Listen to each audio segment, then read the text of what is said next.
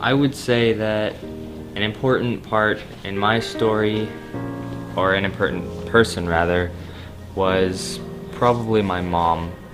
She she helped me through pretty much everything that ever went wrong or right in my life. I was just about to turn 10 years old, like literally the next day. And me and my mom had to go to VBS early because I think she was teaching that day. And she walked out to go get something after we had finished setting up her room, and I don't know, it just hit me. Like, I was looking around, I was looking at all the fish because they were doing the bread and the fish thing where Jesus feeds all those people, and I was just blown away by whatever it was that hit me. And so I just kind of sat down and I prayed, and I accepted him into my life.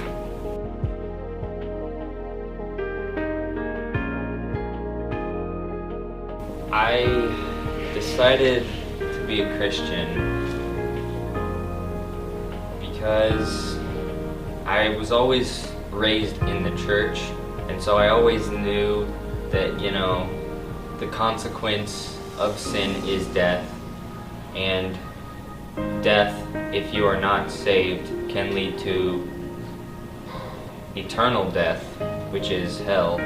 And I guess a fear factor was there, but that wasn't exactly the main reason. I guess it was just God, talking to me, saying I needed to be a Christian, and now was the time.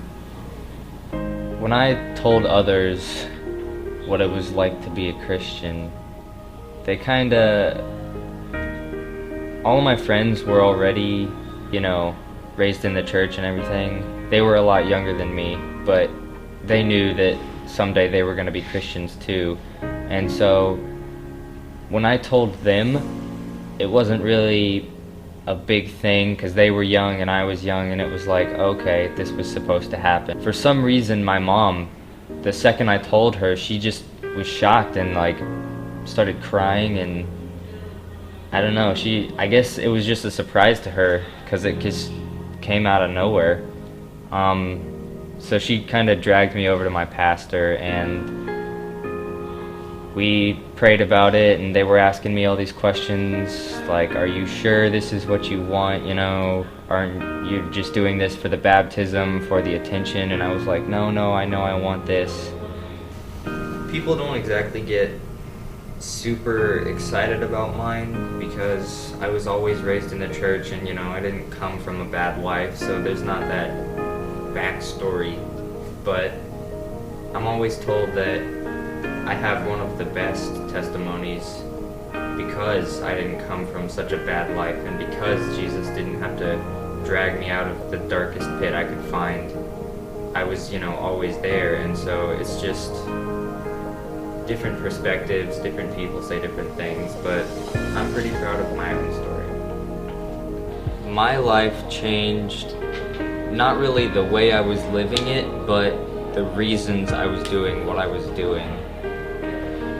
I was already a good child per se, but I didn't know why I was supposed to be a good child. I didn't have the morals there. I was just, doing what I was told just because it felt right, and then I finally gained understanding and knowledge as to what the purpose of it all was. I started getting questioned more about my faith by my parents and my peers and those who were, looking down on me.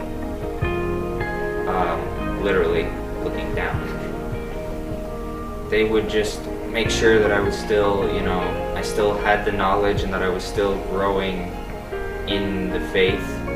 I have learned that no matter what, God is in control, and even if he has to drag you through the hard times in life or keep you from getting to the easy parts by maybe holding you in the hard parts or just in the neutral zone, that no matter what, it's all in His plan, and whatever happens, happens. You just gotta let it happen and trust in Him always. My purpose in life as a Christian is to spread His word around the world globally, or just nationally, or maybe even in my city, but just to make sure that others know about Him. And it is to do what He has commanded us to do.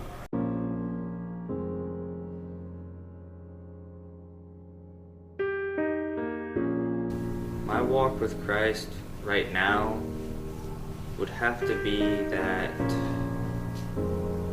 I'm not as close as I know I should be, but I'm getting closer on a daily basis, and recently I've started reading more in His Word, and it's bringing me closer to Him, and it started making me want to pray for just everyday common things instead of just the big things. My name is Will Watson, and I am second.